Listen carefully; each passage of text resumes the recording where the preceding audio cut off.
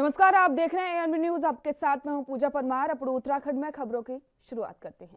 विश्व स्वास्थ्य दिवस के मौके पर डीएलएफ फाउंडेशन ने जिला चिकित्सालय को सिटी स्कैन मशीन भेंट की, जिसका उद्घाटन मुख्यमंत्री पुष्कर सिंह धामी ने किया। इस मौके पर कैबिनेट मंत्री गणेश जोशी भी मौजूद रहे। आपको बता दें कि डीएलएफ फाउंडेशन ने 2 करोड़ रुपए की लागत से अति आधुनिक सिटी स्कैन मशीन उप जिला चिकित्सालय मसूरी को भेंट की है। कार्यक्रम में सीएम धामी ने कहा कि इससे मसूरी के साथ ही आसपास के क्षेत्र के लोगों के लिए भी ये बहुत ही उपयोगी साबित होगी। साथ ही मुख्यमंत्री ने कहा कि चुनाव से पहले हमने कहा था कि उत्तराखंड के यूनिफॉर्म सिविल कोड लागू किया जाएगा, जिसको लेकर सरकार ने शासन को आदेश जारी कर दिया है। उन्होंने कहा कि उत्तराखंड के लोगों को एक समान नागरिकता कानून लाने के लिए सरकार प्रतिबद्ध है। इसमें लाभ ये है कि जो भी हमारे डॉक्टर को सीटी स्कैन में छाती का सीटी स्कैन हो, हेड इंजरी हो, एक्सीडेंटल इंजरीज हैं, उस चीज़ के लिए ये एक बहुत बढ़िया टूल है। और हम लोग डायग्नोसिस बना के, अगर हम लोग से मैनेज नहीं हो रहा है, हेड इंजरी है नहीं हो रहा, तो प्राइमरी ट्रीटमेंट देके डायग्नोसिस बना के हम उसको रेफ़र कर सकते हैं सेफली। ये इसका बहुत एडवांटेज है। और आजकल तो प्राइमरी एक्सीडेंटल लेवल पे सीटी स्कैन ही कराते हैं। और आसपास के क्षेत्र जो हैं, जैसे आपको पहले ही बताया, छत्तीसगढ़, नैनबाग, और हमारे जो यात्री आते हैं, कभी बस गिर जाती है, कभी कुछ हो जाता है, तो ये सबसे इफेक्टिव। जैसे ये सीटी स्कैन मशीन है, ये पूरे मसूरी डिस्ट्रिक्ट के लिए है। ऐसे ही जहाँ जहाँ पे ज़रूरत लगेगी वहाँ पे हम बिल्कुल जहाँ जहाँ से रिक्वेस्ट आएगी हम बिल्कुल मदद करेंगे। उत्तराखंड जो मशीनें दी गई है, नियरली 2 करोड़ की मशीन है। ये सीटी स्कैन मशीन ही 1.65 करोड़ की है। और जो बाकी मशीनें दी हुई हैं, जो वेंटिलेटर, सीआर मशीन, वो कुछ 40-50 लाख के हैं। सो कुल 2 करोड़ है। यहाँ पे डॉक्टर यतेंद्र हैं, जो रेडियोलॉजिस्ट हैं, जो रेडियोलॉजी हेड करते हैं। वो पूरे सक्षम हैं सीटी स्कैन मशीन को रन करने के लिए भी और उसमें रिपोर्ट देने के लिए भी। तो डॉक्टर यतेंद्र हेड करेंगे और बाकी आपके न्यूरोसर्जन्स हैं गवर्नमेंट हेल्थ इंफ्रास्ट्रक्चर में। अगर न्यूरोलॉजी रिलेटेड इशू होगा तो वो देखेंगे। बाकी डॉक्टर यतेंद्र और साथ में उनके साथ में टेक्नीशियन भी हैं डॉक्टर यतेंद्र के साथ। मंत्रिमंडल में इसका ड्राफ्ट तैयार कर लिया है और ड्राफ्ट को हमने पहली मंत्रिमंडल की बैठक में उस पर चर्चा हो गई है और सर्वसम्मति से उसको आगे बढ़ा दिया है। जल्दी ही हम कमेटी के नाम फाइनल करेंगे और कमेटी जल्दी ड्राफ्ट बनाएगी। हमारी कोशिश है जल्दी से जल्दी लागू हो, और हम तो ये भी उत्तराखंड के अंदर इसको लागू करेंगे ही, हम तो देश के अन्य प्रदेशों से भी अपेक्षा करेंगे कि सारे प्रदेश इसको लागू करें। जल्दी का आगे, लेकिन कब तक कोई समय सीमा निर्धारित की आपने इसके लिए? जल्दी जैसे ड्राफ्ट बन जाएगा, बहुत जल्दी हो जाएगा। उत्तराखंड के पूर्व सीएम हरीश रावत ने ट्वीट करके क्षैतिज आरक्षण को लेकर बीजेपी सरकार पर निशाना साधा। उन्होंने कहा कि सरकार की भूल दर भूल राज्य आंदोलनकारियों और उनके आश्रितों पर महंगी पड़ रही है। हरदा ने कहा कि राज्य का हाईकोर्ट में इतना बड़ा पैरा फॉर्मुलिया तंत्र है, क्या उनको ये मालूम नहीं था कि यदि किसी अर्जी में कोई सुधार करना हो तो क्या होगा।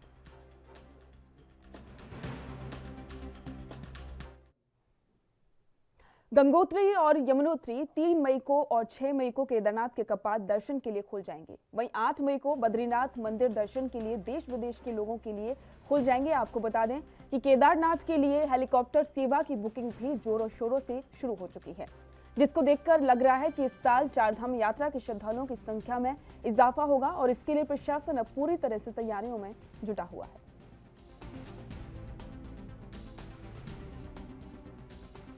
चारधाम यात्रा 2022 की तैयारियों के संदर्भ में पिछले 1.5-2 महीने से ही कार्य चल रहा है। उसमें सभी संबंधित विभाग अपने अपने स्तर से जो उनके विभाग से संबंधित कार्य है वो किए जा रहे हैं। उस स्तर से मुख्य सचिव महोदय द्वारा इसकी बैठक कर ली गई थी और उसमें काफ़ी डिटेलिंग करी हुई थी।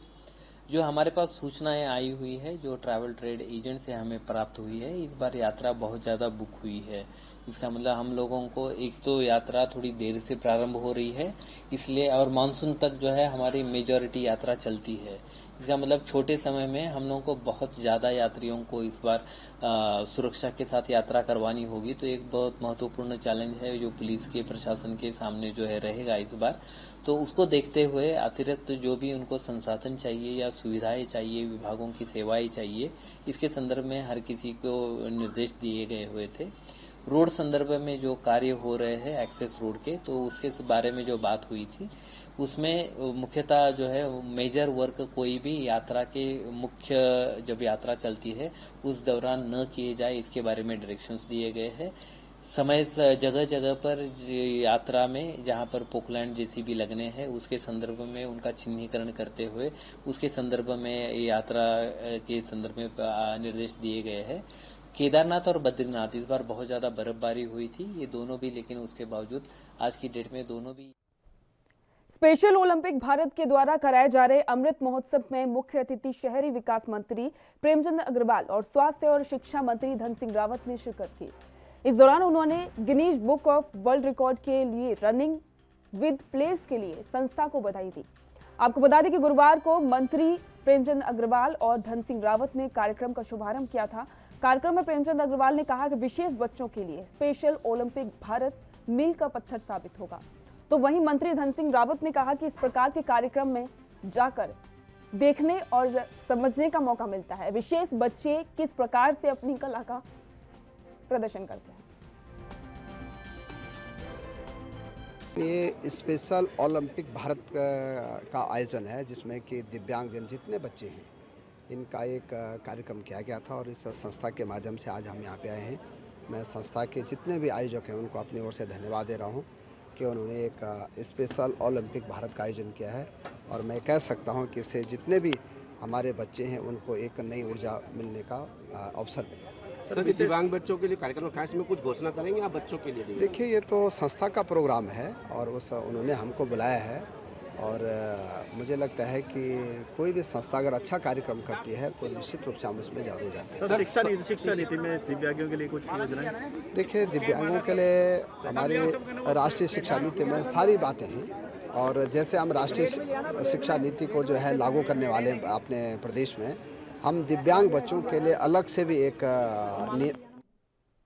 आपको बता दें कि चौहत्तर घोटाले की जांच कराने का आरोप लगाया गया है। साथ ही आपको ये भी बता दें कि सरकार को NH 74 घोटाले की जांच में सहयोग करने की भी बात सामने आई है। आपको बता दें कि NH 74 घोटाला उत्तराखंड में बीजेपी की सरकार बनने के बाद फिर से उभर कर सामने आया है, जहां पार्टी बदलने के बाद सफेद पोश नेताओं पर सरकार के तीर चलाना शुरू कर दिया गया है। तो वही यही कारण है कि सरकार बनने के बाद NH 74 घोटाले की जांच करने की मांग फिर से उठने शुरू हो गई है। वहीं बीजेपी से कांग्रेस में घर वापसी करने वाले पूर्व कैबिनेट मंत्री और विधायक यशपाल आर्य ने कहा कि पूर्व मुख्यमंत्री त्रिवेंद्र सिंह रावत के समय पर घोटाले की जांच पूरी हो चुकी है। 5 साल का कार्यकाल भारतीय जनता पार्टी में एक मंत्री के हैसियत से मैं रहा हूँ और पहले भी आपने मुझसे प्रश्न किया है। जो भी सच्चाई है वो सामने आनी चाहिए और पहले भी इसकी जांच हो चुकी है। तत्कालीन मुख्यमंत्री त्रिवेंद्र सिंह रावत जी ने जांच की और आज भी जांच होनी चाहिए। जांच को आंच नहीं, मैंने साफ तौर से कहा है कि अगर इसमें कोई दोषी है तो उसको दंड मिलना चाहिए। जानकारी में नहीं है, मेरी जानकारी में ये सारी चीज़ें नहीं हैं और कहाँ क्या हुआ क्या नहीं हुआ, लेकिन जांच होगी, निष्पक्ष होनी चाहिए, बदले के भावना से नहीं होनी चाहिए और मैं जांच होगी, हम पूरा सहयोग करेंगे, हमारा कहीं कोई इसमें रोल हो। अल्मोड़ा के लिए प्रधानमंत्री कृषि सिंचाई योजना स्वीकृत हुई है, जिसमें जिले के लिए 4 परियोजनाएं स्वीकृत की गई हैं, जो विकासखंड ताड़ीखेत, सल्ट, चौखुटिया और भिकियासैंण के लिए स्वीकृत हुई हैं। आपको बता दें कि इस परियोजना से कुल 197 ग्राम पंचायतों को लाभ मिलेगा। लगभग 72 करोड़ का बजट का प्रावधान किया गया है।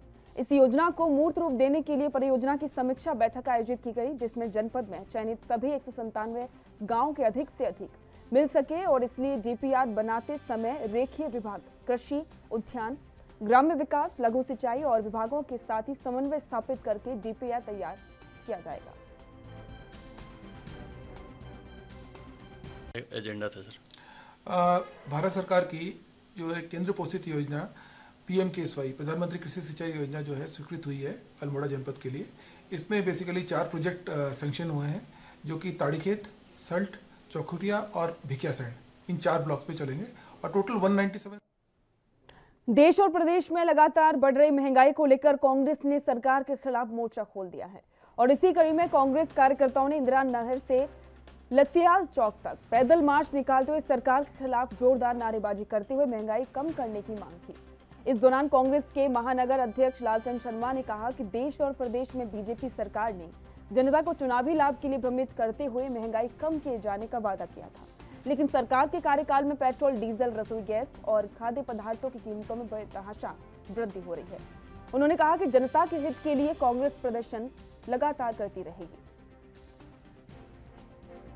अखिल भारतीय कांग्रेस कमेटी के दिशा निर्देश हमको मिले हैं और प्रदेश कांग्रेस कमेटी के दिशा निर्देश मिले हैं कि आज जो है हमें मार्च निकालना। तो आज हमारे सभी साथियों ने यहाँ पे जो हमने मार्च निकाला है और हमने ये मांग करी है कि भारतीय जनता पार्टी ने जो वादे किए थे कि हम महंगाई कम करेंगे, हम बेरोजगारी दूर करेंगे, हम भ्रष्टाचार को दूर करेंगे, लेकिन ना तो महंगाई कम हो रही है, ना भ्रष्टाचार दूर हो रहा है, ना बेरोजगारी कम हो रही है, बल्कि बेरोजगारी का तो ये आलम हो चुका है कि जो लोग आज जो स्वास्थ्य सेवा में नौकरियों पर लगे थे उन्हें भी निकालने का काम इस सरकार ने कर दिया। तो हमारी जो जंग है वो जनता के लिए हमेशा जारी रहेगी। हम लोग जनता की आवाज़ को और आगे पहुँचाना चाहते हैं। हम कोई सत्ता की राजनीति नहीं करते हैं, हम लोग सेवा के भाव से काम करते हैं और वो आगे करते हैं। महंगाई और कांग्रेस के पदाधिकारियों के लिए ही बढ़ी है क्या? आप जाएंगे देखेंगे कांग्रेस के धरने में केवल कांग्रेस के लोग ही होंगे, जनता तो साथ नहीं है। जनता समझ रही है, जनता बहुत विनम्रता पूर्वक कहना चाहूंगा कि महंगाई बढ़ी है, लेकिन जनता समझती है कि किन परिस्थितियों में बढ़ी है और उसका भरोसा और विश्वास है भारतीय जनता पार्टी की केंद्र और राज्य की सरकार पर कि ये अंकुश लगाएंगे, महंगाई को रोकेंगे, कंट्रोल में रखेंगे, काबू करेंगे। ये जनता का भरोसा है। पेट्रोल, डीजल और गैस के दामों में हुई बढ़ोतरी के बाद अब गरीब और आम आदमी की परेशानियों का सामना लगातार करना पड़ रहा है। वहीं सरकार ने 6 महीने तक फिर से फ्री राशन दिए जाने का आदेश दिया है। आपको बता दें कि कोविड-19 में प्रधानमंत्री कल्याण योजना द्वारा गरीबों को फ्री राशन वितरित किए जाने की योजना चलाई गई थी, जो देश भर के लोगों ने सरकार द्वारा चलाई गई इस योजना का लाभ लिया। उत्तराखंड ने प्रधानमंत्री कल्याण योजना द्वारा वितरित किए जाने वाले गेहूं और चावल को बीच में बंद कर दिया गया था। तो वहीं उत्तराखंड में धामी की सरकार बनने के बाद फिर से गरीबों की कल्याण योजना को दोबारा से शुरू कर दिया गया है, जिसकी अवधि 6 महीने के लिए बढ़ा दी गई है। गरीबों के लिए चलाई गई इस योजना से लोगों में खुशी नजर आई है। कोरोना के टाइम पे रोजगार खत्म हो गए थे, सरकार ने उस टाइम पे भी फ्री राशन दिया, जिसके लिए उनका सरकार का हम धन्यवाद करते हैं। अब इलेक्शन हुए, इलेक्शन के टाइम पे महंगाई बढ़ गई है, हर चीज़ पे पैसे बढ़ गए, डीजल पे, पेट्रोल पे, सिलेंडर पे, सब पे पैसे बढ़ गए। गरीब आदमी क्या कर सकता है? आदमी करके इतनी मजदूरी भी नहीं है, महंगाई बहुत ज़्यादा हो रही है।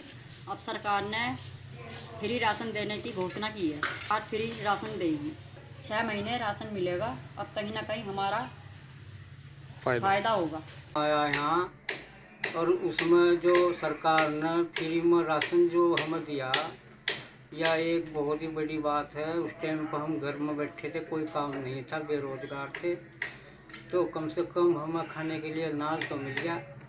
फिर बीच में 2 महीने से शायद बंद रहा, बाकी अब फिर फ्री में मिल गया राशन 6 महीने का। हाँ, महंगाई जरूर बढ़ गई, तेल पर, सब्जियों पर, सब पर उसे महंगाई बढ़ी, बाकी फिर भी कोई हमें ऐसा एहसास नहीं हो रहा, क्योंकि हमारा अच्छे टाइम पर सरकार ने जो साथ दिया। लॉकडाउन में कोविड-19 के चलते प्रधानमंत्री गरीब कल्याण योजना को शुरू किया गया था, जिसमें आम आदमी को काफ़ी लाभ हुआ। हालांकि इसकी जो डेट थी वो मार्च तक इसकी समाप्ति की घोषणा थी, लेकिन इसको मार्च अप्रैल से बढ़ाकर इसको आगे 6 महीने के लिए बढ़ा दिया गया है। अब इसका राशन जो गोदामों में पहुँच चुका है। विश्व स्वास्थ्य दिवस के मौके पर नैनीताल में स्वास्थ्य विभाग ने जागरूकता रैली निकाली और इसके साथ में आपको जानकारी दे दें कि रैली तल्लीनाथ से लेकर के माल रोड होते हुए मल्लीताल बीडी पांडे चिकित्सालय में समाप्त हुई। रैली के दौरान लोगों को स्वास्थ्य के प्रति संवेदनशील रहने का संदेश दिया गया। डॉक्टर भागीरथी जोशी ने कहा कि लोगों को स्वास्थ्य के प्रति हमेशा संवेदनशील रहना चाहिए, क्योंकि एक स्वस्थ शरीर में ही स्वस्थ मस्तिष्क का वास होता है, इसलिए अपने शरीर का हमेशा ध्यान रखना चाहिए। इसकी थीम है अवर प्लेनेट अवर हेल्थ, तो हमें अपने प्लेनेट को, अपने ग्रह को, अर्थ को बचाना है और इसके लिए बच्चों ने रैली निकाली है। इसमें सारे संदेश छिपे हुए हैं कि पर्यावरण को कैसे बचाया जाए, स्वास्थ्य के लिए हमें क्या करना है, ईट राइट मूवमेंट है हमारा, और वृक्षारोपण हमें करना है, पेट्रोल। मंगलौर के सीएचसी में विश्व स्वास्थ्य दिवस मनाया गया, जिसमें चिकित्सकों के साथ ही आशाओं और आंगनबाड़ी कार्यकर्ताओं ने हिस्सा लिया। आपको बता दें कि पिछले वर्ष कोरोना ने दुनिया भर में तबाही मचा दी थी। ऐसी स्थिति विश्व स्वास्थ्य संगठन के प्रयास के सभी को स्वास्थ्य सेवाएं उपलब्ध कराई गई थी। इसलिए कि आप कनेक्ट कर पाएँ स्वास्थ्य अपने हेल्थ को और अपने प्लेनेट के साथ में, यानी अपने एनवायरनमेंट के साथ में। तो जिस प्रकार से हम अपने आप को स्वस्थ रखना चाहते हैं, इसी प्रकार से हम अपने प्लेनेट को, अपने सराउंडिंग को, एनवायरनमेंट को सही रखें तो हम अपने आप को स्वस्थ रख पाएंगे। और अगर हम नहीं एनवायरनमेंट हमारा ख़राब होता है तो किस प्रकार से स्वास्थ्य पर प्रतिकूल प्रभाव पड़ रहा है या पड़ेगा, उसके बारे में परिचर्चा की गई। सब ने हमारे अल्मोड़ा की कोसी नदी का जलस्तर बढ़ाने के लिए भारत सरकार की योजना के तहत जिला प्रशासन कोसी नदी से जुड़ने वाली सहायक नदियों में वृहद वृक्षारोपण करेगा, जिसको लेकर जिलाधिकारी ने संबंधित विभागों की एक बैठक की, जिसमें आने वाले हरेले पर्व में इन नदियों के उद्यम में वृक्षारोपण के लिए तैयारी करने के आदेश जारी किए गए हैं। मुख्य विकास अधिकारी नवनीत पांडे ने बताया कि जिले की 4 नदियों में प्रथम चरण के वृक्षारोपण के बाद अब दूसरे चरण की योजना तैयार की जा रही है। हरेले पर्व पर इसका वृक्षारोपण किया जाएगा। इनका जो कार्यक्रम है, जो हमारा Kosi project ministry of environment से स्पॉन्सर किया जा रहा है, उसी के तहत अब हम लोग फेज़ 2 के अंतर्गत जो हमारे अवशेष कार्य हैं, जो कोरोना की वजह से जो पिछले लगभग 1-1.5 साल से पूरे नहीं हो पाए थे, उनको हम अगले 6 माह में क्रियान्वित करने जा रहे हैं। तो ये 14 हमारी जो रिचार्ज जोन्स हैं, उनके एक माइक्रो प्लान्स बनाए जा रहे हैं। और जो अल्मोड़ा में ताम्र हस्तशिल्प प्रदर्शन का शुभारंभ हो चुका है। आपको बता दें कि प्रदर्शनी 1 सप्ताह तक चलेगी, जिसमें ताम्र उद्योग को बढ़ावा देने के लिए प्रदर्शनी लगाई गई है। मुख्य विकास अधिकारी ने कहा कि अल्मोड़ा का ताम्र उद्योग प्रसिद्ध है और ऐसी प्रदर्शनियों को उद्यमियों को लाभ मिलेगा। ये मिनिस्ट्री ऑफ टेक्सटाइल्स भारत सरकार की ओर से प्रायोजित प्रदर्शनी है। यहीं के स्थानीय जो हमारे काश्तकार हैं, जो ताम्र इसमें विद्या में काम करते हैं, बहुत सराहनीय प्रयास है। अल्मोड़ा की जो है एक पारंपरिक पहचान जो है वो हमारे यहाँ से इस विद्या से रही है। और मुझे बहुत अत्यंत खुशी की बात है कि भारत सरकार की इस पहल से जो आज इस प्रदर्शनी को आयोजित किया गया है, मुझे उम्मीद है कि जो हमारे काश्तकार हैं उनको अपने इनके जो मेहनत का उचित मूल्य भी मिलेगा और साथ ही जो है लोगों में एक जागरूकता भी जाएगी। तो उधम सिंह नगर के किच्छा में 5 दिन पहले कांग्रेस नेता पर हुए जानलेवा हमले की घटना का किच्छा पुलिस ने खुलासा किया। पुलिस ने घटना में शामिल 3 आरोपियों को गिरफ्तार करके आपको बता दें कि दावा करते हुए घटना में फरार एक आरोपी को जल्द पकड़ने का भरोसा दिलाया है। जानकारी दे दें कि किच्छा में रविवार की शाम को कांग्रेसी नेता गुलशन सिंधी पर 2 कारों पर सवार बदमाशों ने जानलेवा हमला किया था, जिससे वो गंभीर रूप से घायल हो गए थे। कांग्रेस नेता के परिजनों ने चुनावी रंजिश के चलते किच्छा के पूर्व विधायक पर हमला कराने का आरोप लगाया था, लेकिन पुलिस क्षेत्राधिकारी ओम प्रकाश शर्मा ने घटना का खुलासा करते हुए बताया कि कांग्रेस नेता नौकरी का झांसा देकर एक युवती का पीछा करते थे, जिससे गुस्साए युवती के भाई ने अपने साथियों के साथ में कांग्रेसी नेता पर हमला बोला था। फिलहाल पुलिस ने घटना में इस्तेमाल की गई एक स्कॉर्पियो कार समेत 3 आरोपियों को गिरफ्तार किया है। देखिए, गुलशन सिंधी पे जो मारपीट हुई थी उसमें स्कॉर्पियो गाड़ी पहले ही पकड़ ली थी हमने, जिसका नंबर सीसीटीवी कैमरे में आ गया था, जो रोडवेज पे खड़ी हुई थी। आज मुलजिमों को गिरफ्तार किया गया, 3 मुलजिमों को गिरफ्तार किया गया, 2 रुद्रपुर के रहने वाले, एक रामनगर छोई का रहने वाला। उनके द्वारा अपने बयानों में ये बताया गया है कि हमारे दोस्त की बहन वो गुलशन सिंधी फॉलो करता था अपनी कार से, और उन्होंने कार का नंबर बताया है और उनसे बातचीत करने उस दिन हम आए थे और उन्होंने बताया था उसको बड़ा सोसाइटी में नौकरी पे लगाएंगे। तो इस बात पे बातचीत करने आए थे, तो गुलशन सिंधी से बात हुई, तो गुलशन सिंधी से इनकी पहले तू मैं हुई होटल की सीढ़ियों पे। उसके बाद जब ये अपनी गाड़ी की तरफ जाने लगे तो गुलशन सिंधी भी इनके पीछे गया, वहीं कहासुनी में मारपीट हो गई और इनके द्वारा गुलशन सिंधी से मारपीट की गई। 3 व्यक्तियों को हमारे द्वारा गिरफ्तार कर लिया गया है। उन्होंने अपने बयानों में ये बात बताई है और एक व्यक्ति रह गया, उसे शीघ्र गिरफ्तार किया जाएगा और सख्त से सख्त कानूनी कार्रवाई की जाएगी। किसी को भी कानून व्यवस्था हाथ में लेने का कोई अधिकार नहीं है, उनके खिलाफ सख्त से सख्त। जो किच्छा पुलिस ने झूठा खुलासा किया है, उससे कहीं ना कहीं पूरी पुलिस की कार्यशैली पर सवाल खड़ा कर दिया है। जैसा कि सीओ साहब ने आज प्रेस कॉन्फ्रेंस करके बताया कि एक लड़की का मामला उसमें जोड़ा गया।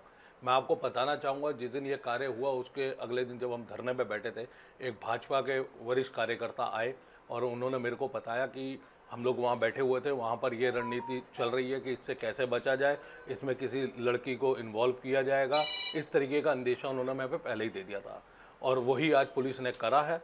सीओ साहब इस पद पे रहने लायक क्या, इस वर्दी में रहने लायक नहीं है। मैं पूरा आरोप लगाता हूँ और खुला चैलेंज करता हूँ सीओ साहब को कि इस मामले में डिबेट पर आ जाए। अगर ये गोपनीयता की बात कर रहे हैं लड़की की, तो अगर इतना बड़ा मैटर हुआ था, कोई ना कहीं लड़की के बयान पूर्व में लिए हों तो वो दिखा दीजिए। अपने मन से 307 हटाने की बात की, ये पूरा बहुत बड़ा खेल था और सीओ साहब कहीं ना कहीं एक अच्छी पोस्टिंग या यहाँ पर जमा रहना, क्योंकि यहाँ पर खनन का बहुत बड़ा काम होता है और यहाँ से बहुत बड़ी एक आमदनी। पुलिस ने कुछ लोगों को पकड़कर ये खुलासा किया कि इस वजह से मारपीट हुई, जो कि पूरी तरीके से तथ्यों से परे है। मैं और मेरा परिवार संतुष्ट नहीं है इस बात से। हमारा निवेदन है कि सच्चाई सामने आनी चाहिए, जो भी सच है वो सामने आना चाहिए। जिस प्रकार ये प्रकरण हुआ है, ये सभी लोगों को। हल्द्वानी में रेलवे अपनी जमीन पर हुए अतिक्रमण को लेकर कार्रवाई करने की तैयारी कर रहा है, जिसको लेकर रेलवे विभाग ने नैनीताल जिले प्रशासन के साथ ही बीते दिनों पहले एक बैठक भी की है। ऐसे में रेलवे की जमीन पर हुए अतिक्रमण पर कार्रवाई करने के लिए फोर्स और अधिकारियों की तैनाती के साथ ही रेलवे के प्लान को जिला प्रशासन को देना है। हल्द्वानी स्थित डीएम कैंप कार्यालय में डीएम नैनीताल धीराज गर्ब्याल ने जानकारी देते हुए बताया कि रेलवे के साथ साथ जिला प्रशासन की 4 अप्रैल को एक बैठक हो चुकी है, जिसमें उनके द्वारा रेलवे को कहा गया है कि इतने बड़े अतिक्रमण के हिस्से को हटाने के लिए उनके पास में क्या प्लान है, क्योंकि 4,500 अतिक्रमण है जिनको तोड़ा जाना है, क्योंकि अतिक्रमण का एरिया बहुत बड़ा है और ऐसे में अलग अलग फेज में किस तरह से कार्रवाई की जाएगी, जिसके लिए बड़े पैमाने पर मैन पावर के साथ ही संसाधनों की भी जरूरत पड़ेगी। उनकी पूरी रूपरेखा के साथ ही रेलवे जिला प्रशासन को 11 अप्रैल को देना है और जिसके बाद में वो एसएसपी नैनीताल के साथ एक बैठक करेंगे, जिसमें अतिक्रमण के दौरान कितने मजिस्ट्रेटों और फोर्स की तैनाती की जाएगी, इसको लेकर पूरी जो जांच है वो और मामला सामने आएगा। हमारे बीच में 3 या 4 तारीख को हमारी मीटिंग हुई थी रेलवे अथॉरिटीज़ के साथ और उन लोगों को हम लोगों ने स्पष्ट कहा था कि आप एक अपनी कार्य योजना बनाएं कि आप किस जगह से पहले अतिक्रमण हटाना चाह रहे हैं, क्योंकि अतिक्रमण की संख्या के हिसाब से देखेंगे तो लगभग 4,500 के करीब आपके अतिक्रमण हैं जिनको हम लोगों ने हटाना। तो वो एरिया स्पेसिफिक बताएंगे, फर्स्ट फेज में क्या हटाना, सेकेंड में क्या, थर्ड में क्या, तो और मैन पावर अपना कितना वो डिप्लॉय करेंगे और साथ ही साथ जो रिसोर्सेज उनको चाहिए, जैसे भी मशीनें चाहिए या फिर उसको एक बार अतिक्रमण तोड़ने के बाद उसका डिस्पोजल कहाँ होगा उसका। तो ये सारी चीज़ प्लानिंग के साथ ये लोग 11 तारीख को हम लोग अपनी रिपोर्ट हमें दे देंगे। फिर हम लोग एसएसपी और हम लोग बैठ के एक असेसमेंट करेंगे कि हम लोग को कितने फोर्स की आवश्यकता है, कितने मजिस्ट्रेटों की आवश्यकता है, क्योंकि ये जब अतिक्रमण हटेगा तो ये एक सप्ताह में हटने वाला अतिक्रमण नहीं है, ये तो लगातार 1-2 महीने भी इसमें हटाने में चल सकते हैं। जब वो डिसाइड हो जाएगा तब हम अपनी फोर्स की व्यवस्था करेंगे, उसके बाद फिर हम लोग अपना अतिक्रमण। सर, पुनः विस्थापित का मुद्दा भी कहीं ना कहीं उसमें उठाया जा रहा है, उसको लेकर क्या कार्रवाई की जाएगी? अभी फर्स्ट फेज में जो डायरेक्शन है उसी का पालन करेंगे, क्योंकि ये दूसरा मुद्दा है, क्योंकि पहले हम जो आदेश हमें मिले हैं माननीय उच्च न्यायालय के जो डायरेक्शन है कि रेलवे अथॉरिटीज। ऊधम सिंह नगर जिले के सीमांत खटीमा में झनकट शहर में एक बड़ी खबर सामने आ रही है। दरअसल झनकट शहर में स्थित बैंक ऑफ बड़ौदा में आज दिन दहाड़े लुटेरों ने तमंचा और चाकू की नोक पर 4 बैंक कर्मियों को बंधक बनाकर 4,83,010 रुपए की लूट को अंजाम दिया है। दिन दहाड़े लूट की इस वारदात से क्षेत्र में हड़कंप मचा हुआ है और वहीं लुटेरों ने बैंक कर्मियों को बंधक बनाकर लूट की रकम लेकर फरार हो गए। सूत्रों के अनुसार लुटेरों की संख्या 2 या 3 बताई गई है और इसके साथ में आपको बता दें कि वहीं सूचना पाकर मौके पर पहुंची पुलिस ने बैंक कर्मियों को बंधक से मुक्त करके जांच शुरू की। लूट की सूचना पर एसपी क्राइम और एसडीएम खटीमा भी मौके पर पहुंचे, साथ ही बैंक कर्मियों से आवश्यक पूछताछ उन्होंने की और सीसीटीवी फुटेज के आधार पर जांच शुरू कर दी है। जो झनकट ब्रांच है उसमें अभी 2 लोग, जिसके एक के पास देसी कट्टा था और एक के पास चाकू था, उन्होंने यहाँ पर डकैती की और लोगों को यहाँ जो बैंक के कर्मचारी जो 4 लोग थे उनको बंधक बना के लगभग 4,83,010 रुपये लूट के चले गए। अभी जांच की जा रही है क्योंकि यहाँ पर सीसी कैमरे लगे हुए हैं, उसके डीवीआर को खंगाला जा रहा है। तो जैसे कोई बाजपुर कोतवाली में एक युवक ने तहरीर देकर एक व्यक्ति पर सरकारी नौकरी दिलाने के नाम पर धोखाधड़ी करने का आरोप लगाया है। पीड़ित ने पुलिस से कार्रवाई की मांग की है। वहीं पुलिस ने मामले की जांच कर कार्रवाई करने की बात कही है। आपको बता दें कि बाजपुर निवासी मोहम्मद ने कोतवाली में तहरीर देकर बताया कि जम्मू कश्मीर निवासी एक व्यक्ति ने उसे रेलवे विभाग में नौकरी दिलाने का भरोसा दिया था, जिसके बाद मोहम्मद ताजिम ने 6,75,000 रुपए की रकम भेजी थी।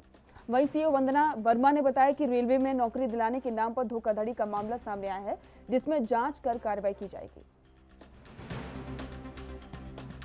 ये एक तहरीर प्राप्त हुई है। इसमें एक मोहम्मद तजीम नामक युवक ने एक आरोप लगाया है कि जम्मू कश्मीर निवासी एक व्यक्ति ने जो उसे बाजपुर में मिला था, उससे सरकारी नौकरी लगवाने के नाम पर अलग अलग समय पर रुपए उससे लिए हैं। और इसी के साथ में अपने उत्तराखंड में फिलहाल इतना ही। देखते रहिए ANB न्यूज़। नमस्कार।